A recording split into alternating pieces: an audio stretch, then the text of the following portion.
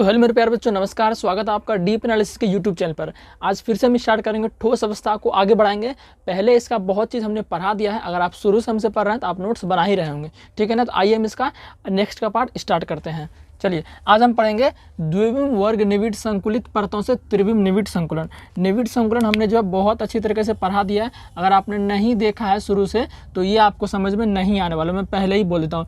इसलिए आपसे निवेदन है कि प्लेलिस्ट बना हुआ है क्लास 12 केमिस्ट्री 2025 के नाम से, वहाँ से आपको मिल जाएगा पूरा, ठीक। वहाँ से अच्छे से पढ़ लीजिएगा, ठीक है ना। द्विविम वर्ग निविड संकुलन, देखिए द्विविम का मतलब क्या हुआ, जिनमें कि द्विविमा हो।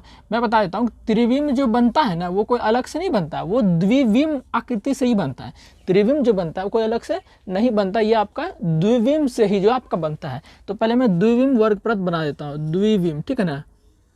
इस तरह से आपका जो है द्विविम होता है, आपको ये सब मैंने पहले ही बता दिया, ठीक है ना। ये आपका हो गया एक विमा, ये क्या हो गया एक विमा। अब तो ये जो हमने आकृति बना दिया, ये बना दिया द्विविम और निविड संकुलन बना दिया। अब मैं बता रहा हूँ कि द्विविम से ही आपका जो है त्रिविम बनता है, ठीक है ना। तो अब क्या करेंगे, इसमें देखिए आपको दो अक्ष दिख रहा है। क्या दिख रहा है? दो अक्ष। एक अक्ष तो आपका ये दिख रहा है और एक अक्ष आपका ये, यानी कि एक अक्ष आपको क्षैतिज रेखा में दिख रहा है और एक अक्ष को ऊर्ध्वाधर में दिख रहा है। तो इनको हम त्रिविम में कैसे बनाएंगे, थ्री में कैसे बनाएंगे? थ्री का मतलब क्या है, तीन आपका विमा होना चाहिए। तो हमें दो ही विमा, एक विमा इधर एक विमा इधर, दो ही विमा दिख रहा है। अब दो विमा का आप लंबाई चौड़ाई जो बोल जाए, ऊंचाई जो बोल दो, एक विमा बचा हुआ। तो एक विमा कैसे बनेगा, यानी त्रिविमा कैसे बनेगा, इसी के ऊपर सेम ऐसा परत आपको रख देना।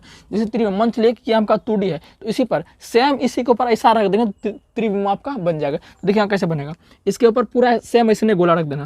तो सेम ऐसे गोला रखने तो क्या होगा, ये आपका ऐसे बनेगा, यानी कि ऐसे, यानी सीधा एक आकृति ऐसे निकलेगा, आपको ऐसा निकलेगा। आपको चित्र में दिख रहा होगा, आपको चित्र में दिख रहा होगा कि एगो ऐसे है, एगो देखिए ऐसे होगा, ये एक ऐसे है ना, एक ऐसे आपका है, ऐसे रहबे करेगा। और एगो आपको जो है, एगो आपको जो है ऐसे रहेगा, ऐसे रहेगा आपका, एगो ऐसे ऊपर से कर देता हूँ, एक आपका ऐसे रहेगा, एक ऐसे, ये भी दो विमा में। लेकिन एगो अगर इसमें ऐसे कर देंगे, इस पर कैसे, इसी पर रखते जाएंगे मन चले मार कर रखते जाएंगे तो एक क्या होगा, एक निकल जाएगा, ऐसे आकृति निकल जाएगा। तो यानी क्या जाएगा, त्रिविमा हो जाएगा। तो सेम यहाँ पर है, अभी क्या है, दो आकृति, एक आकृति ऐसे, एक आकृति ऐसे। अगर इस पर ऐसे गोला, यानी कि सेम ऐसा ही गोला इस पर रखते जाएंगे तो थोड़ा सा ये मोटा हो जाएगा, यानी कि तीन विमा, यानी कि एक विमा ऐसे आपका इधर की तरफ आपको दिखेगा, तो तीन विमा बन जाएगा।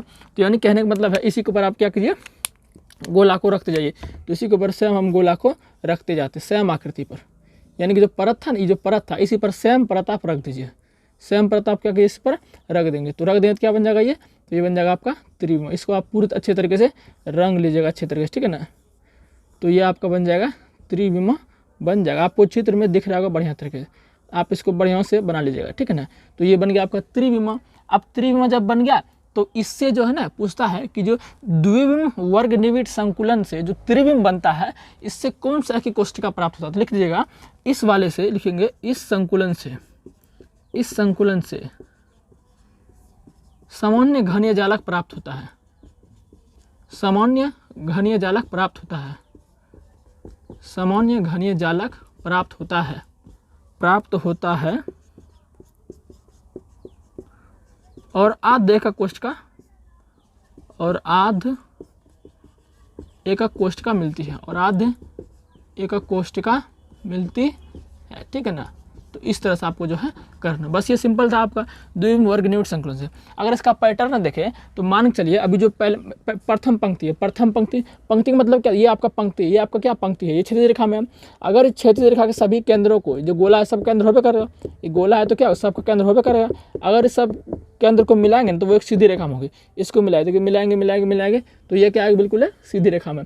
ये तो क्षैतिज में था, क्षैतिज का मतलब क्या था पता है, देखिए ये है क्षैतिज रेखा और ये है ऊर्ध्वाधर रेखा, यानी जो सोया हुआ है, ये है सोया हुआ है ऐसे करके, तो क्षैतिज, अगर खड़ा है तो ऊर्ध्वाधर, समझ गए ना। तो क्षैतिज गोला जितना है, सभी गोला केंद्र को मिला देंगे तो वो एक क्षैतिज रेखा में होंगे। उसी तरह सेम ऊर्ध्वाधर को मिला देंगे तो ये भी क्या होंगे, एक सीधी रेखा में। तो ये भी क्या है, बिल्कुल सीधी रेखा में, ठीक है, समझ गए ना।